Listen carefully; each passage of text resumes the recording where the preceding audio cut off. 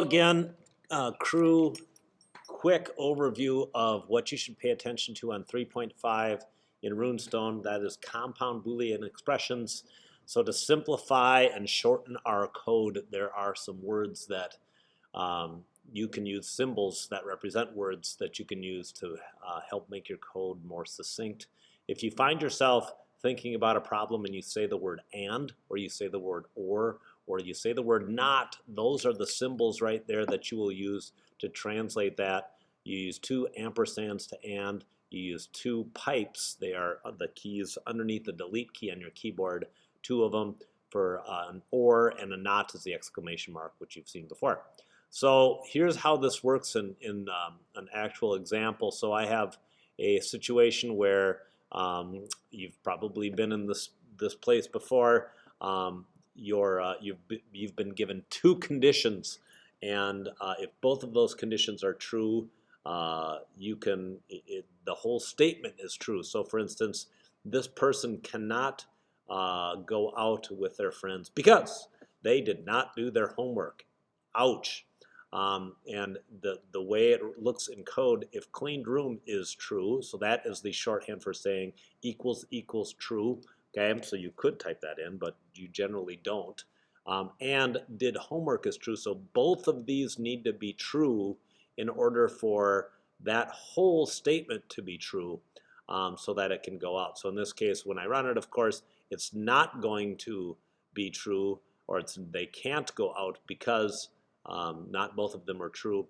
But if you decide to buckle down, head off, and do your homework and run it again, your code will say that you can go out because now both of those statements are true. So that's an and situation.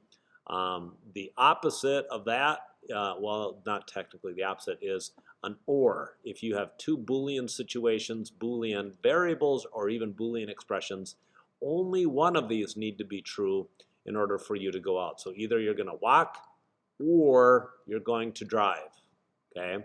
And if you are fine, like the car is available, let's say that's false, but you're fine walking, okay? That means now you can go out, but you're going to be walking. So in this case, I have a true and a false, and I will get a you can go out message because only one of them is true.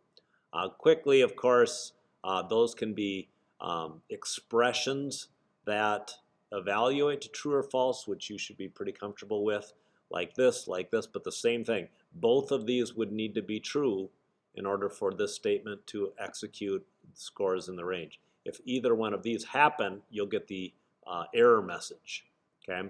So the other one you'll see is the if not homework done, okay? So that's how that translates. That's the same as saying, as saying false, okay?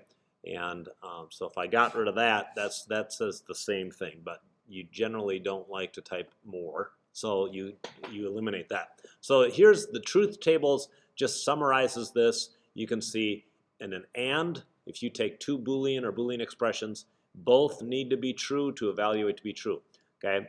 If either one of them is false, okay, this situation, so the question down here is, what happens if this is true and that's false? You will get a false because one of them needs to be, both of them need to be true for an and.